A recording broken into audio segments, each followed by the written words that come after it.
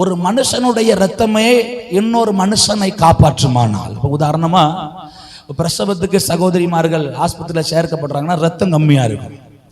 இன்னும் அந்த பாசிட்டிவ் உள்ள ரத்தம் அவங்களுக்கு செலுத்தப்பட்டுச்சுன்னா ரத்தம் கூடிரும், உடனே பிரசவம் பார்க்க இலகுவா இருக்கும், அவங்க சரீரத்தில் ஒரு பலன் உண்டாகும். அல்லேலூயா. இப்போ விபத்தில் ஒருத்தர் சிக்கிட்டான்னு வைங்களேன், விபத்தில் சிக்கின அந்த மனுஷனுக்கு ரத்தம் நிறைய வெளியில் போயிருக்கு. டாக்டர் சொல்லிடுவாங்க இந்த ரத்தம் இருந்தால் தான் அந்த மனுஷனை காப்பாற்ற முடியும்.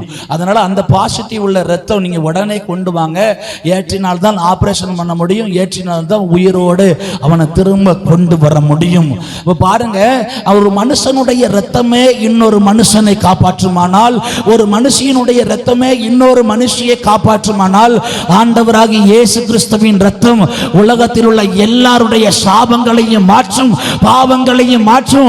அவருடைய ரத்தம் எல்லாரையும் காப்பாற்ற மீட்டெடுக்க வல்லமை உள்ளதா இருக்கிறது. அவர்தான் நமக்காக சிலுவையில் அறையப்பட்டிருக்கிறார், நமக்காக அவர் இரத்த சிந்தி இருக்கிறார், நமக்காக பரிகாரமாய் அவர் பலியாகி இருக்கிறார். இதை விசுவாசிக்கிறவங்க நல்ல கரங்களை தட்டி, இந்த ஆண்டவராகிய இயேசு எனக்காக இரத்த சிந்தி இருக்கிறார், என்னை மீட்டெடுக்க, என் குடும்பத்தை மீட்டெடுக்க, என் பிள்ளைகளை மீட்டெடுக்க, கணவரை மீட்டெடுக்க ஒரே ஒரு வழி, சபை, தேவனுடைய ரட்சிப்பு, ஆண்டவருடைய சமூகத்திற்கு வருகிறது மட்டும்தான் விடுதலை உண்டாக்கும். அல்லேலூயா.